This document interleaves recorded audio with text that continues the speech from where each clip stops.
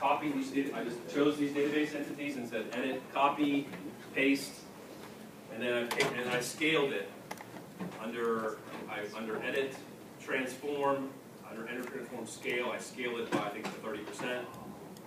You see, I don't know if you can see those pink lines there. Barely, maybe you can see them.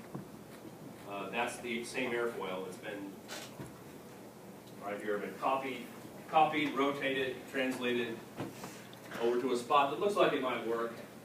It's got a little bit of overlap. It's got a converging effect as you meet the trail. The maximum thickness maybe it's a little further behind. Maybe you should move up a little bit more. But it's in the ballpark of where we want to put the flat. Yes.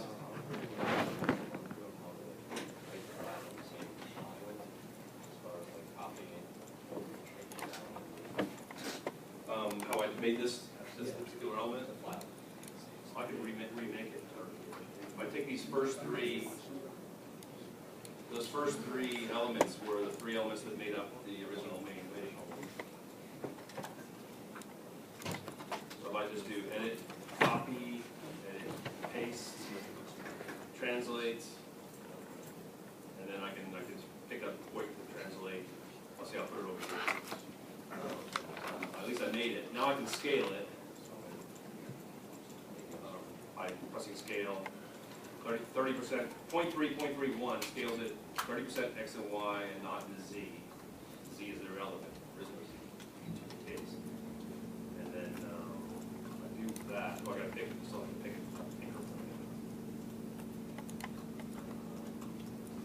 Oh, erase my scale factor.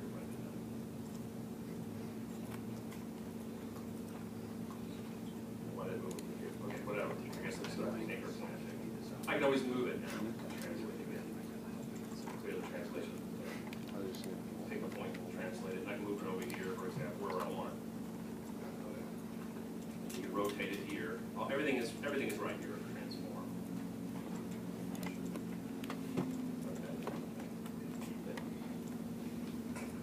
Okay, so now unfortunately I have to delete everything here. I'm going to delete all my domains made before. I also got to delete these connectors. This connector for sure, this connector for sure.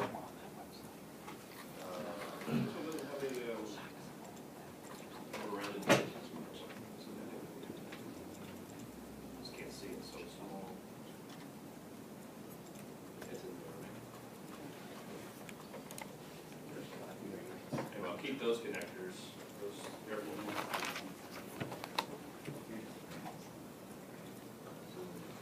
The outer box.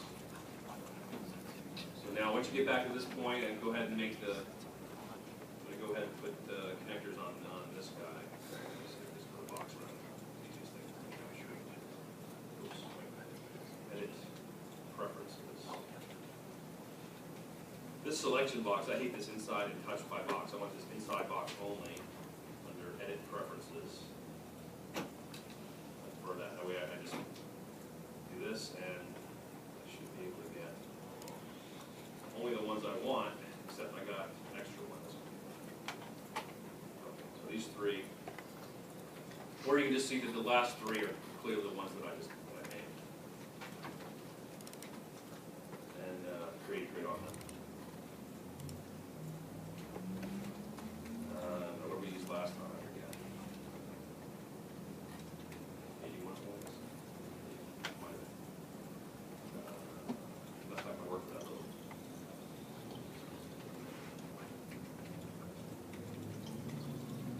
All right. Thanks. I'm going to fix these.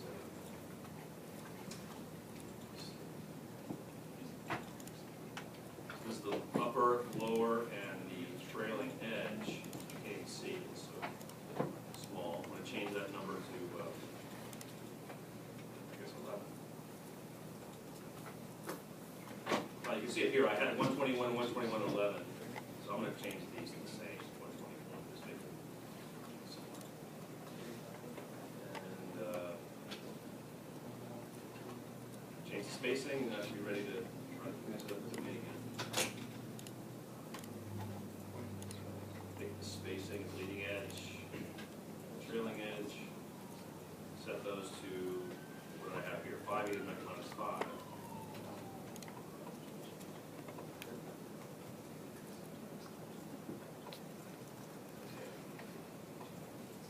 All right, so I have the spacing set up.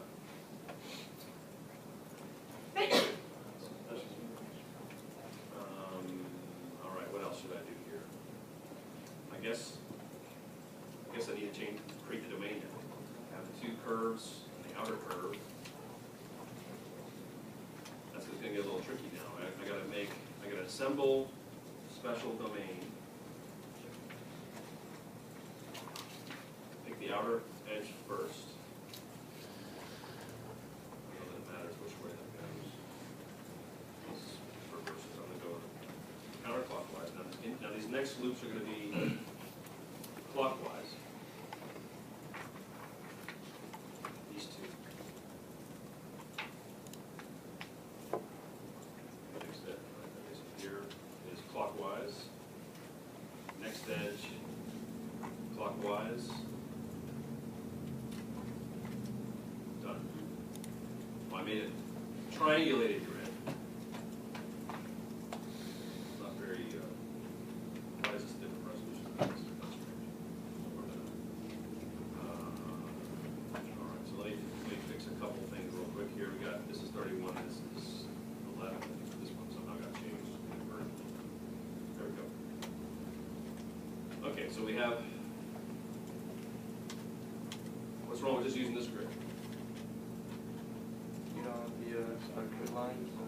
Right, I'm not resolving any boundary there, so if that's important, and it is important in this kind of case, we're really missing an important thing. Works in physics. You see that the triangulated routine works really great, so it doesn't resolve boundary well. Okay, so next thing is to try to convert this to a T-Rex situation. Go ahead and turn on the mains. Now go to T-Rex. And there is a, by the way, there is a, let me see, maybe I don't have it released on Blackboard. It's on Pointwise's website, there's a webinar. At least one, maybe two webinars on using T-Rex. I'll put the webinar link on the on Blackboard, so make sure you can find it. But pretty short webinar and basic use of it. First thing I'm going to do is, I think I'm not going to work on this yet. I'm going to set the boundary conditions. These are different than the boundary conditions you're using in Fluent. There's nothing to do with Fluent. Nothing to do with the CP calculation. This has to do with the T-Rex algorithm.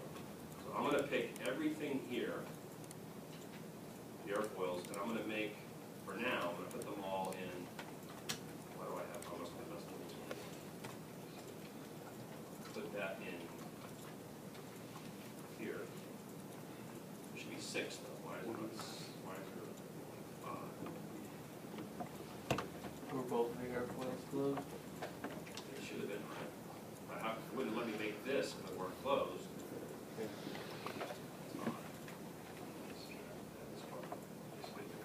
How come this one, yeah, there's no trailing edge. Maybe you're right, maybe there was only, maybe there was no curved trailing edge. See how I could have done that? If I copied it. Yes. Yeah, it's there. And that database is on a curve, right? Let me get out of this. Yeah. Yeah, it ignored it, right? You didn't create the domain around the element. Maybe it wasn't selected whenever you created the Yeah, domain. I should have been more careful. It's okay, we can live without it. I think it'll probably still be fine. It's going to work with that with this ugly looking trailing edge. Okay. There's some time, we'll go back 5 T-Rex anyway. T-Rex. Okay, boundary conditions.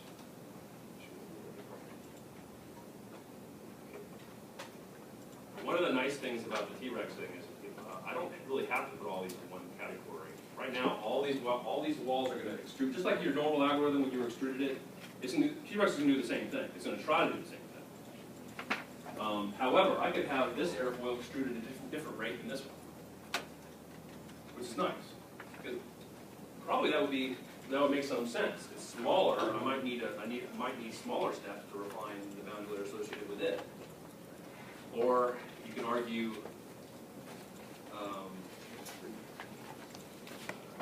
I think the time that the PA and I were messing with it, we end up having to change spacing on this curve.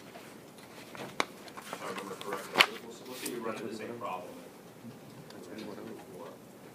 And then, okay, so we have those. The only other curves to specify are these other four.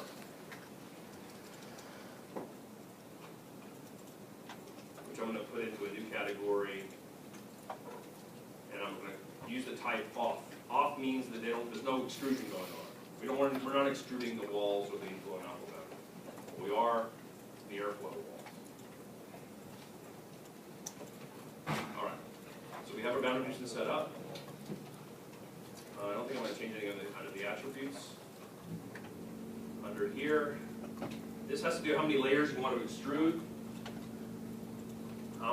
The maximum number of layers I would like to see extruded before it goes into a triangular mode, triangulated grid mode. I would say maybe 20 would be the maximum I would be interested in. How many full layers, meaning how many layers do you want where you require that it has to complete an extrusion around both airfoils for the entire layer, meaning it can't go into a triangulated mode at all during that extrusion. If I pick 20, I'll tell you right now it's not going to make it because it's not going to be able to extrude 20 layers in this area here. I don't think it's going to be able to do it. So it's going to be a little more lenient on this number. I'm going to put 10. So I'm saying if you can't make 10 complete extruded layers, then it failed. The process fails. I'm telling you to call it a failure. I don't think we need this move, but I'm going to turn it on. Just leave it on. Default smoothing. Let's see. I think that's probably all I got to do. Let me make sure. Oh, boundary decay. This has to do with how quickly you want the grid to become large if you get rid of the airport. See how here it's becoming large in a hurry. That's because we didn't mess with the boundary decay.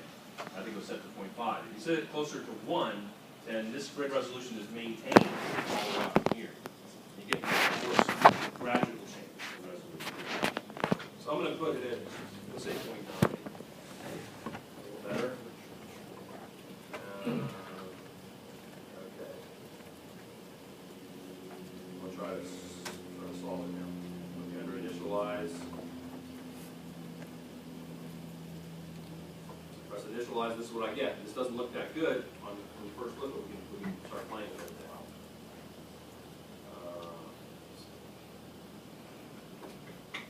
You see what it did? It's extruding out with what are called isotropic or highly skewed triangles, the down layer.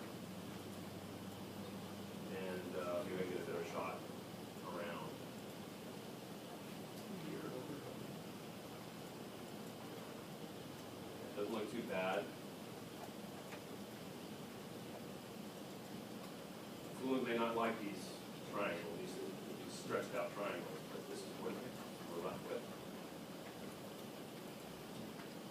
Where are the problem areas? If you look over here, I don't really like the looks of this right now. First of all, you got to kind of jump the spacing. Not sure how we manage that. This cell is way too big. In length, you see how this thickness is very big compared to these cells. That's not a good thing. Not a smoothly varying grid at all. We have to do something there. That's one problem area. You can say that in here, similar problem. Doesn't like my trailing in very much. That's pretty funky there.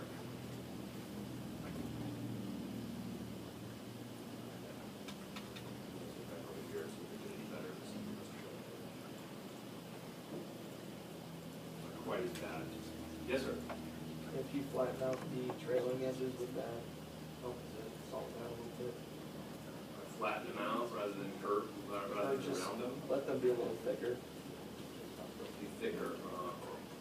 Probably. A thicker trailing edge would be easier for it to be screwed off of than sharp. Certainly infinitely thin would be hard. Okay, I'm going to try to see if I can make some small adjustments here.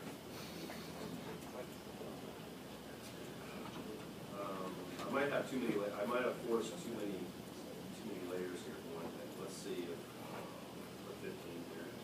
See if that helps anything.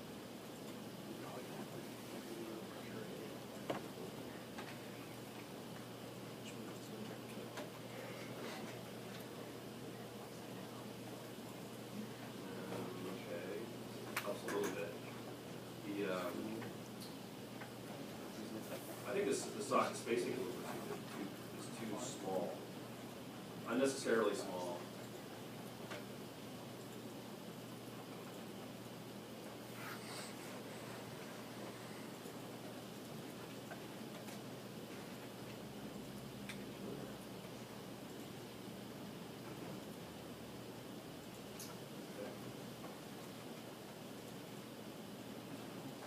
This looks horrible here.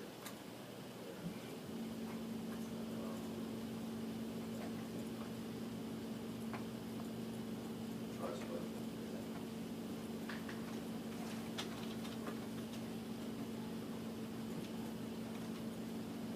Okay, that helps.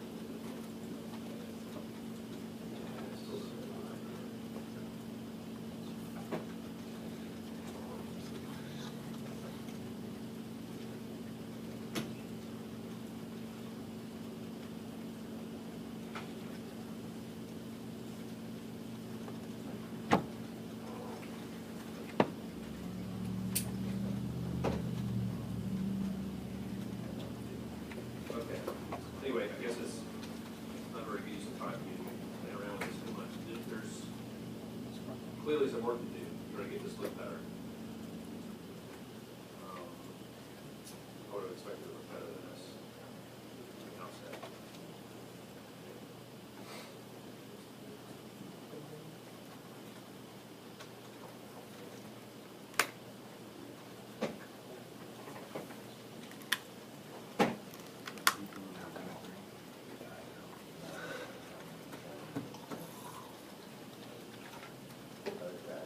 Okay, it's not to say that this wouldn't run, it's just that there's some areas where the spacing jumps so much that I'm a little worried. I think running into fluid is just an example. There are some other options. If the T-Rex grid does not look good enough, but it should, I'll have to get Morgan's grid to take a look, more careful look at what we chose. So his ended up looking better after we, probably within half an hour of messing with it. Let me try one other thing here.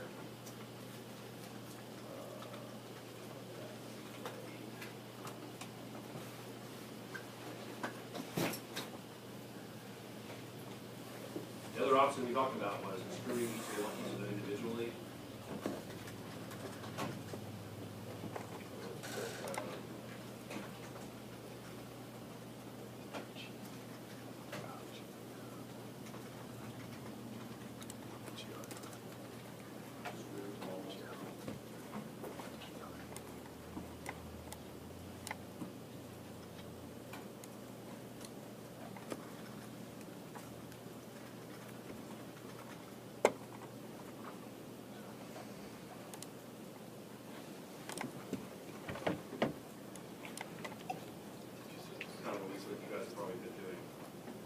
This out a little bit.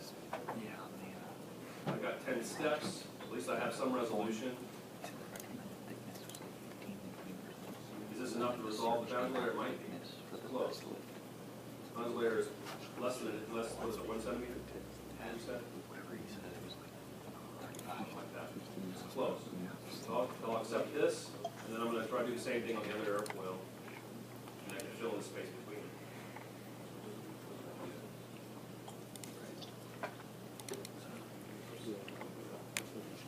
Turn off everything except for connectors.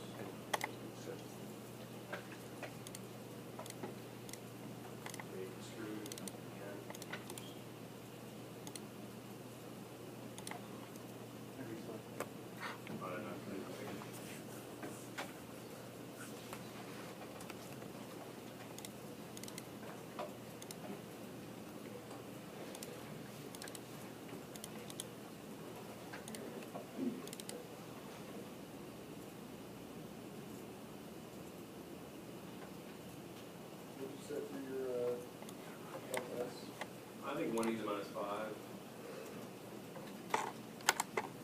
Why is it doing this over here? I think that's my mistake. I wonder if I can really get that. Oh, this is 3D. I know this.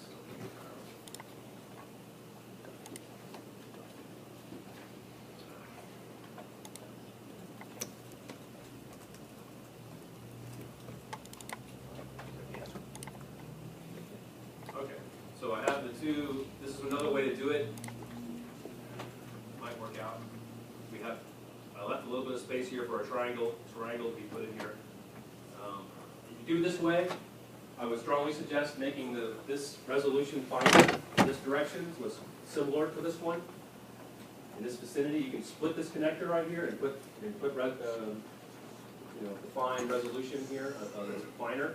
So it'll make it look better. Because what I'm about to make is going to look pretty bad until I change that. You imagine a triangle coming off this large element, having to reach this from below it. It's going to look really funny.